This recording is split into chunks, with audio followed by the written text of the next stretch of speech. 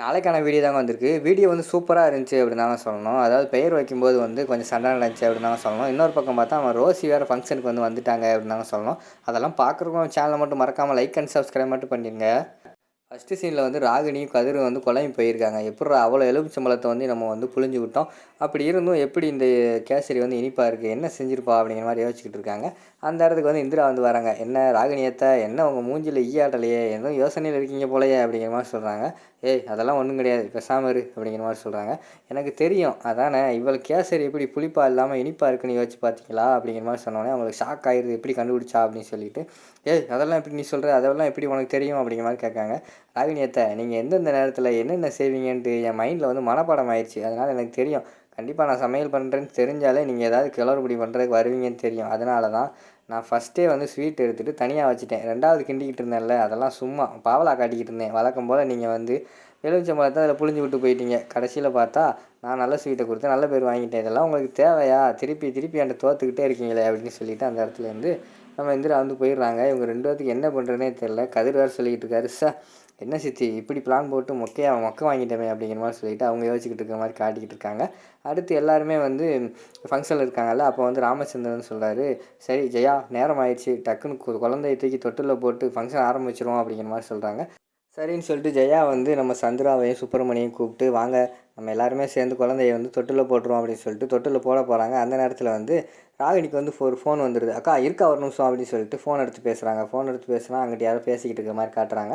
இவங்க வந்து ஐயோ அப்படியா அப்படிங்கிற மாதிரி ஷாக் ஆகி பார்த்துக்கிட்டு இருக்காங்க. அக்கா இருக்கா ஒரு நிமிஷம் அப்படின்னு சொல்லிட்டு இந்திரா ஜெயா கிட்டே போகிறாங்க. என்னடி என்ன ஆச்சு அப்படிங்கிற மாதிரி கேட்டவொடனே, அக்கா நான் ஒரு ஆள்கிட்ட கேட்டேன், முக்கியமான கால் வந்துச்சு. அதாவது இந்த பையனுக்கு வந்து சாலை தான் பேர் வைக்கணுமா, வேறு எழுத்தில் வச்சா நல்லா இருக்காதுன்னு சொல்கிறாங்க அப்படிங்கிற மாதிரி சொல்லிகிட்டு இருக்காங்க. யாரடி அப்படி சொன்னது அப்படிங்கிற மாதிரி சொன்னோடனே, அது பெரிய ஜோசியர் தான் சொல்லியிருக்காரு, நான் சொன்னால் நல்லா தான்க்கா இருக்கும், அதனால் வேறு பேர் வைக்கிறதாக்கா நல்லது அப்படிங்கிற மாதிரி ராகினி சொல்கிறாங்க. என்னடி இந்த நேரத்தில் இப்படி சொல்லிக்கிட்டு இருக்க அப்படிங்கிற மாதிரி சொல்கிறாங்க. அந்த நேரத்தில் சந்திரா வந்து சொல்கிறாங்க, சம்மந்தி அதெல்லாம் ஒன்றும் தேவையில்லை, வீட்டில் உள்ள பெரியவங்களோட பேர் வைக்கிறதுக்கு எந்த சம்பிரதாயமும் நம்ம பார்க்க தேவையில்லை, நம்ம அதெல்லாம் வைக்கலாம் அப்படிங்கிற மாதிரி சொல்லிகிட்டு இருக்காங்க. ஏங்க இங்கே பாருங்கள், நீங்கள் எதுக்கு நீங்கள் சொல்லிக்கிட்டு இருக்கீங்க இந்த பேர் வைங்க அந்த பேர் வைங்கன்ட்டு, எங்கள் பேரனுக்கு எந்தெந்த பேர் வைக்கணும் எங்களுக்கு தெரியும், நீங்கள் கொஞ்சம் நேரம் சும்மா இருங்க அப்படிங்கிற மாதிரி ராகினி சொல்கிறாங்க. உடனே அந்த இடத்துல வந்து நம்ம சந்திராவுக்கு வந்து கோவம் வந்துடுது. என்னங்க உங்கள் வீட்டு பேரன் சொல்லிக்கிட்டு இருக்கீங்க, அந்த பையன் வந்து எங்களுக்கும் பேரன் தான் அப்படிங்கிற மாதிரி சந்திரா வந்து கோவப்பட்டு பேச போகிறாங்க. அந்த நேரத்தில் இந்திரா வந்து தடுத்துடுறாங்க. அம்மா கொஞ்சம் நேரம் அமைதியாருமா அப்படிங்கிற மாதிரி சொல்கிறாங்க. உடனே சந்திரா வந்து கேட்குறாங்க, அங்கே பார்த்தியா அவங்க பேரனாமா, நமக்கெல்லாம் பேரன் கிடையாதா அப்படிங்கிற மாதிரி வந்து சந்திரா சொல்ல வராங்க. அம்மா கொஞ்சம் நேரம் அமைதியாரு, அவங்க வந்து நமக்குள்ளே சண்டையை மூட்டி விட்டு இந்த ஃபங்க்ஷனை கெடுக்கிறதுக்காக வழி பண்ணிக்கிட்டு இருக்காங்க, அதனால் நம்ம அதுக்கு வந்து நம்ம அமைதியாக இருந்தால் தான் சரியாக இருக்கும் அப்படிங்கிற மாதிரி சொல்கிறாங்க. சுப்பிரமணியம் சொல்கிறாரு, ஆமாம் சந்திரா அமைதியாரு அப்படிங்கிற மாதிரி சொல்கிறாங்க. சரின்னு சொல்லி ஜெயா வந்து கேட்காங்க, என்ன சம்மந்தி ஏதோ சொல்ல வந்தீங்களே அப்படிங்கிற மாதிரி கேட்டோன்னே, இல்லை சம்மந்தி அது உங்கள் சம்மந்தி நம்ம சம்மந்தியோட பேரன், அதனால் நமக்கும் அது வந்து பேரன் தானே, அதனால் ஒன்றும் இல்லை, யார் பேர் வச்சா நான் நீங்களே வச்சுருங்க அப்படிங்கிற மாதிரி சொல்லி சமாளிச்சிடுறாங்க. நம்ம ராகினிக்கு வந்து என்ன பண்ணுறதுன்னு தெரில. சார் இப்போயாவது சண்டை மூட்டி விட்டுலான்னு பார்த்தோம், இப்போயும் சண்டை போட மாட்டேங்காங்களே அப்படின்னு சொல்லிட்டு அவங்க யோசிச்சுக்கிட்டே இருக்காங்க. சரிம்மா சாவரிசையில் பேர் யோசிங்க அப்படின்னு சொல்லிட்டு எல்லாருமே யோசிச்சுக்கிட்டு இருக்காங்க. காவியாக்கிட்டேயும் சொல்கிறாங்க, ஏம்மா நீயும் சாவரிசையில் பேர் யோசிமா அப்படிங்கிற மாதிரி ராமச்சந்திரன் சொல்கிறாரு. இல்லை மாமா எனக்கு அதிலெல்லாம் விருப்பம் கிடையாது, எனக்கு வந்து உங்கள் பேர் வைக்கணும் தான் ஆசை அப்படிங்கிற மாதிரி சொல்கிறாங்க. அதான் வைக்க முடியாதுன்னு சொல்கிறாங்களேம்மா அப்படிங்கிற மாதிரி வந்து எல்லோரும் எடுத்து சொல்கிறாங்க. இல்லை மாமா நான் முன்னாடி யோசிச்சு வச்சுட்டேன், எனக்கு வந்து ராமன் தான் பேர் வைக்கணும் அப்படிங்கிற மாதிரி சொல்லிக்கிட்டு இருக்காங்க. உடனே சுப்பிரமணியம் வந்து சொல்கிறாரு, சரி விடுங்க, வரிசையில் ஒரு பேர் எழுதி போடுங்க, அதுக்கடுத்து ராம்னு ஒரு பேர் எழுதி போடுவோம், ரெண்டையுமே எழுதி கொண்டு போய் சாமிக்கு முன்னாடி போட்டுருவோம், அதில் ஒரு சீட் எடுத்து நம்ம எந்த சீட்டு வருதோ அதை வச்சுக்கிடுவோம் அப்படிங்கிற மாதிரி சொல்கிறாங்க. இது நல்ல ஐடியாவாக இருக்கே அப்படின்னு சொல்லிட்டு, இந்திரா வா 2 பேர் எழுது அப்படின்னு சொல்லிட்டு ஜெயா வந்து சொல்கிறாங்க. சரின்னு சொல்லிட்டு இந்திரா போய் 2 பேர் எழுதி சாமிக்கிட்ட முன்னாடி போடுறாங்க. சம்மந்தி வீட்டில் குழந்தை யாரும் இல்லையா, அவங்கள வந்து நம்ம எடுக்க சொல்லலான்னு பார்த்தேன் அப்படிங்கிற மாதிரி வந்து சுப்பிரமணி சொல்கிறாரு. இல்லை சம்மந்தி நீங்கள் பெரியவர் தானே, நீங்களே எடுங்க அப்படிங்கிற மாதிரி சொல்கிறாங்க. அப்போ வந்து நம்ம இந்திரா வந்து அப்பா இருங்கப்பா அப்படிங்கிற மாதிரி சொல்லி தடுத்துட்டு, அத்தா இந்த வீட்டில் வந்து ராகினி அத்தை தான் பெரிய ஆள், அவங்களே எடுக்க சொல்லுவோம், அவங்க கையால் எடுப்போம், அவங்க தான் ராசியான ஆள் அப்படின்னு சொன்னோடனே, அதுவும் சரி தான், சரி ராகினி வா எடு அப்படிங்கிற மாதிரி சொன்னோடனே ராகினி பல்ல கடிச்சிக்கிட்டே போய் எடுக்காங்க. அதில் பார்த்தா ராமுன்னு பேர் வந்துடுது. அதை பார்த்தோடனே ராகினிக்கு வந்து பயங்கரமான ஷாக் ஆயிடுது. என்னடா ராமுன்னு பேர் வந்துருச்சு அப்படின்னு சொல்லிட்டு டக்குன்னு அக்கா இந்தாக்கா அப்படின்னு சொல்லிட்டு கொடுத்துட்டு மூஞ்சி காட்டாமல் போயிடுறாங்க.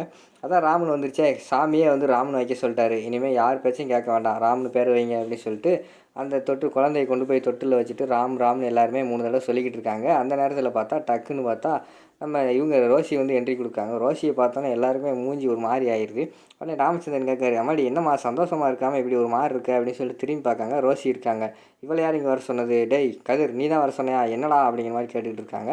உடனே நம்ம வெற்றியும் சொல்கிறாரு, டேய் சந்தோஷமாக இருக்கிற நேரத்தில் இதெல்லாம் தேவையாடா அப்படிங்கிற மாதிரி வெற்றி சொல்கிறாரு. ஆனால் என்னென்ன எதுவுமே தெரியாமல் பேசிக்கிட்டு இருக்க, நான் வர சொல்லலைனே, அவன் தெரியாமல் வந்திருக்கானே அப்படிங்கிற மாதிரி சொல்கிறாங்க. உடனே ரோசி யாருமே உள்ளே கூப்பிடவே இல்லை, அவங்களாம் உள்ளே வராங்க. என்ன ஒரு ஃபங்க்ஷனுக்கு வந்தாலும் உள்ளே கூட கூப்பிட மாட்டேங்கிங்க, என்ன மரியாதை கொடுக்கீங்க அப்படிங்கிற மாதிரி சொல்கிறாங்க. இங்கே பாரு தேவையில்லாமல் பேசிக்கிட்டு இருந்தால் உனக்கு அவ்வளோதான், முதல்ல வெளியில் போ அப்படிங்கிற மாதிரி சொல்கிறாங்க. இந்திராவை தடுத்து, அத்தா இருங்க அத்தை, கிஃப்ட்டு தானே கொடுக்க வந்தேன்னு சொல்கிறா, கொடுத்துட்டு போட்டோம் அப்படிங்கிற மாதிரி சொல்கிறாங்க. உடனே காவியா வந்து என்னடி அவ்வளோ போய் இருக்க சொல்லிக்கிட்டு இருக்க அப்படிங்கிற மாதிரி சொல்கிறாங்க. எல்லாம் காரணம் இருக்குது, பேசாமல் இரு அப்படிங்கிற மாதிரி சொல்லிடுறாங்க இந்திரா. சரி கொடுத்துட்டு கிளம்பு அப்படிங்கிற மாதிரி சொல்கிறாங்க. இவருன்னு குழந்தைகிட்ட போகிறாங்க. டேய் குட்டி பையா, பயங்கரமான ஆள்றா, குடும்பத்தையே ஒன்று சேர்த்துட்டியே அப்படின்னு சொல்லிட்டு நம்ம கதிர்கிட்ட போயிட்டு, இங்கே ஒரு என்னை மறந்துடாத மட்டும் நினச்சேன்னா உன்னை சும்மா விட மாட்டேன், அதுக்கு இது ஒரு சாம்பிள் அப்படிங்கிற மாதிரி சொல்லிவிட்டு அந்த இடத்துல கிஃப்ட்டு கொடுத்துட்டு எல்லாத்தையுமே மறைச்சி பார்த்துட்டு போகிற மாதிரி காட்டிக்கிட்டு இருக்காங்க. கடைசியில் போகும்போது வந்து நம்ம இந்திரா கிட்ட வந்து சொல்கிறாங்க, இந்திரா மேடம், ஐஏஎஸ் மேடம் தான் படித்தவங்க வீட்டில் இருக்கணும்னு சொல்கிறது. என்னதான் இருந்தாலும் ஊருக்குள்ளே உங்களை நல்ல ஐஏஎஸ்ன்னு சொன்னாலும் இப்போ தான் அதை நிரூபிச்சிருக்கீங்க. தேங்க்ஸ் மேடம் எனக்கு சப்போர்ட் பண்ணதுக்கு. நான் வந்து கிளம்புறேன் சரியா அப்படின்னு சொல்லிட்டு ஒரு வணக்கத்தை வச்சுக்கிட்டு அந்த இடத்துல போகிற மாதிரி காட்டிக்கிட்டு இருக்காங்க. கதிர் அப்படியே ஷாக்காகி பார்த்துக்கிட்டு இருக்கிற மாதிரி காட்டிக்கிட்டு இருக்காங்க. அதோட பார்த்தீங்கன்னா இந்த எபிசோட் வந்து முடிச்சிடுறாங்க.